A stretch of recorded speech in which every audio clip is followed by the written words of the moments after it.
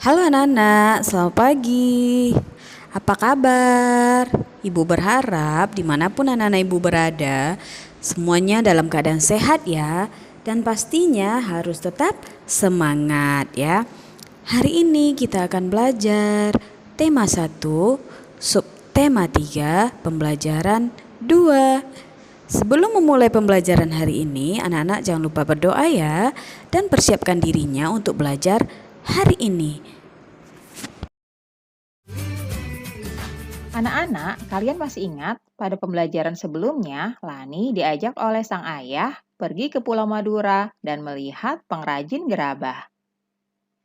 Tangan-tangan dan kaki para pengrajin gerabah begitu cekatan dan terampil membentuk tanah liat menjadi gerabah-gerabah yang bernilai seni tinggi.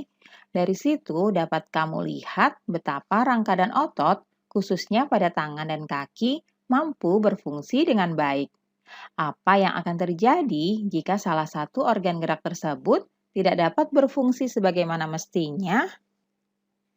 Anak-anak, coba kamu perhatikan seorang pengrajin tua ini. Kasihan sekali, tubuhnya sekarang bungkuk.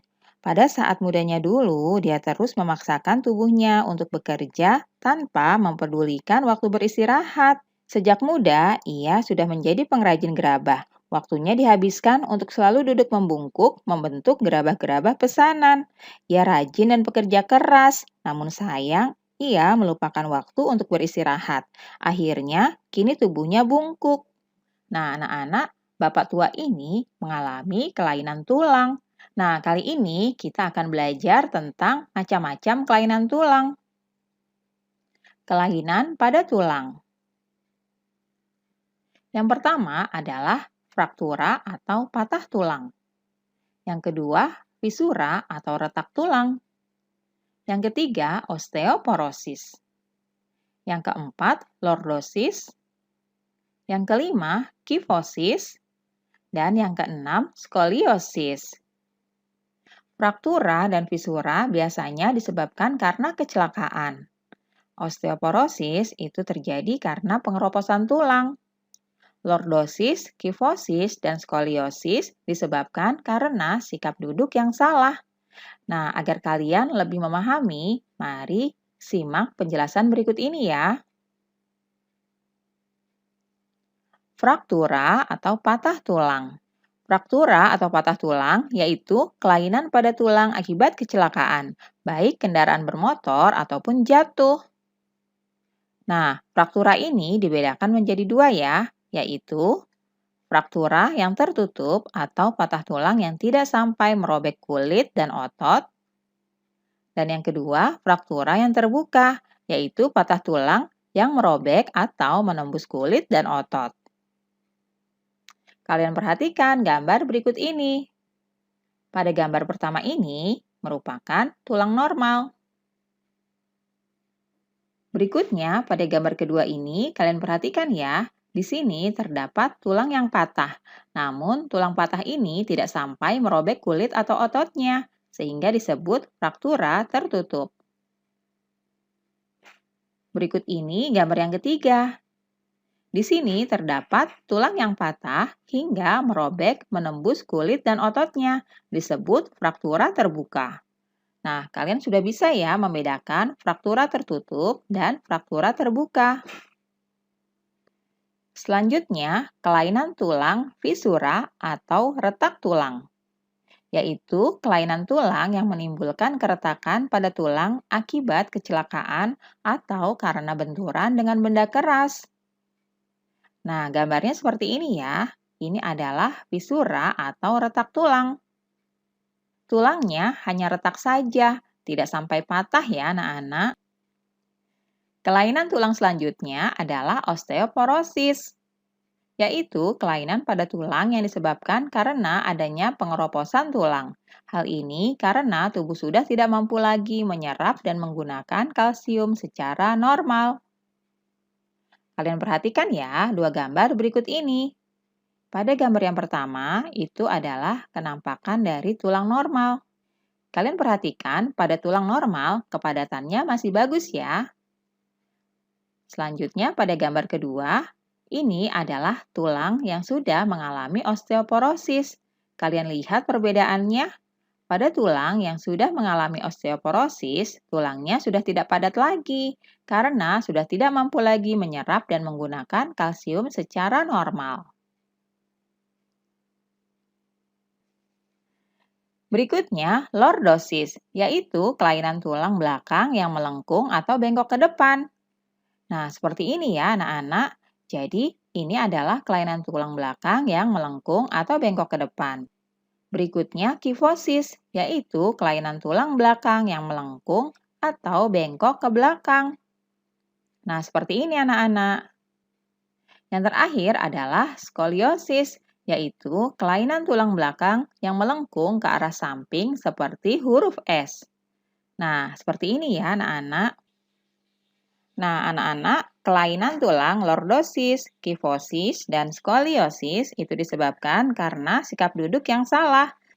Agar terhindar dari penyakit tulang tersebut, kita harus membiasakan sikap duduk yang benar ya. Berikut ini bacaan yang berjudul Posisi dan Sikap Duduk yang Benar. Kalian baca dengan seksama ya. Kemudian nanti kita akan tentukan ide pokok pada masing-masing paragraf bacaan ini. Silahkan dibaca.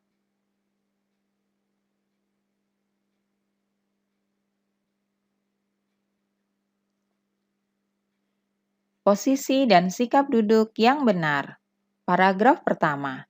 Kadang saya merasa heran dengan Pak John yang sering mengeluh punggungnya nyeri dan pegal. Padahal setahu saya, Pak John tidak pernah bekerja berat. Jabatan di kantornya pun cukup tinggi sebagai manajer pemasaran. Pak John sering menghabiskan waktu kerjanya dengan duduk. Ide pokok paragraf pertama ini, Pak John sering mengeluh punggungnya nyeri dan pegal. Paragraf kedua, pada suatu sore, Pak John mengeluh lagi tentang sakitnya. Bu Catherine, kenapa ya punggung saya sering pegal dan nyeri? Setiap kali duduk di kursi, saya merasa tidak nyaman. Badan saya sering pegal dan nyeri, tidak hanya di punggung saja, namun juga di bahu dan leher. Apa mungkin karena posisi duduk saya yang tidak benar ya? Kata Pak John. Keluhan ini sebenarnya juga banyak dialami oleh para eksekutif dan pekerja kantoran. Ide pokok paragraf kedua ini, Pak John mengeluh lagi tentang sakitnya. Paragraf ketiga, berbagai posisi tubuh yang tidak tepat dapat mengakibatkan otot-otot tertentu bekerja secara berlebihan. Misalnya saat duduk menulis, bekerja di depan komputer dengan posisi duduk yang tidak tepat, atau kebiasaan menelepon dengan menjepit telepon di antara kuping dan bahu. Hal-hal semacam inilah yang mengakibatkan munculnya keluhan-keluhan seperti apa yang dialami oleh Pak John. Ide pokok paragraf ketiga, berbagai posisi tubuh yang tidak tepat dapat mengakibatkan otot-otot tertentu bekerja secara berlebih.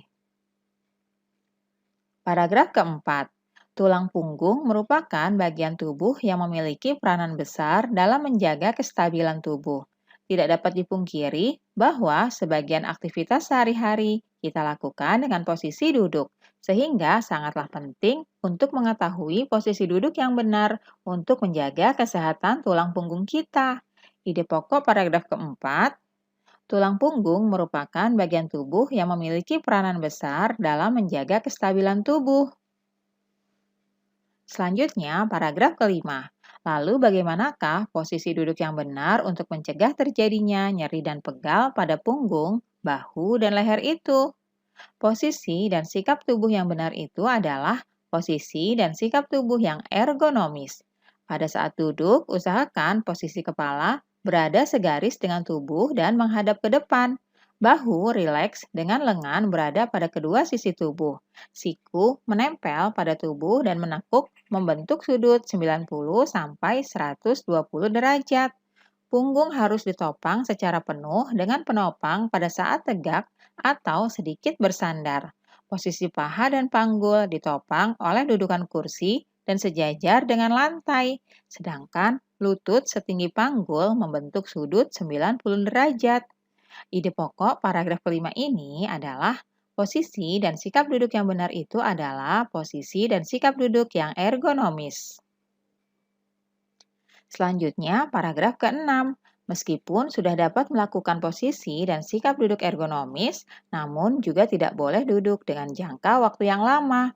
Oleh karena itu, seringlah beranjak atau sekedar mengubah posisi. Jika diperlukan, lakukan gerakan peregangan agar otot-otot kembali lemas dan tidak terjadi kekakuan. Ide pokok paragraf ke-6. Tidak boleh duduk dengan jangka waktu yang lama. Paragraf ke-7. Selain itu, pada saat duduk, jika ingin mengambil sesuatu yang berada di belakang, jangan sampai memuntir punggung. Sebaiknya putarlah keseluruhan tubuh sebagai satu kesatuan. Ide pokok paragraf ke-7 ini, pada saat duduk, jangan sampai memuntir punggung. Paragraf ke-8.